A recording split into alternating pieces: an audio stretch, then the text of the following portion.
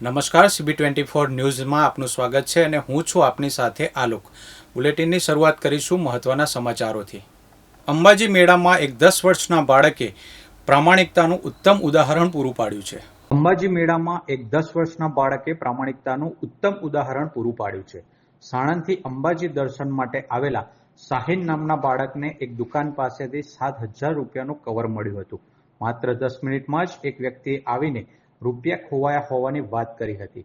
સાહિને તરત જ રૂપિયાની રકમ અંગે પૂછપરછ કરી અને ખાતરી કર્યા બાદ મૂળ માલિક પ્રકાશભાઈ વ્યાસને રકમ પરત કરી હતી. પ્રકાશભાઈ અંબાજીના વેપારી છે અને તેમનું 7,000 રૂપિયાનું કવર અચાનક પડી ગયું હતું. બાળકની આ પ્રામાણિકતાને બિરદાવવા માટે 51 શક્તિપીઠ સર્કલ પર આવેલા કંટ્રોલ પોઈન્ટ ખાતે તેનું વિશેષ સન્માન કરવામાં આવ્યું હતું. અધિકારીએ બાળકની પ્રામાણિકતાની ભરપૂર પ્રશંસા કરી અને આવી નૈતિક વર્તણૂકને પ્રોત્સાહન આપ્યું હતું. સાહિલભાઈ અને તમે શું મળ્યું હતું? પૈસા કઈ જગ્યા? ચાની દુકાન હતી ત્યાં. અને પર્સનલ કેટલા રૂપિયા હતા? 7,000. પછી તે શું કર્યું? એક વ્યક્તિ આવ્યો તે કે પૈસા કોઈને મળ્યા છે તે મેં કીધું કે મને મળ્યા તે મેં એમને આપી દીધા. પછી પૈસા તમે આપી ગયા? નામ વ્યાસ પ્રકાશકુમાર દશરથલાલ, અંબાજીનો રહેવાસી છું.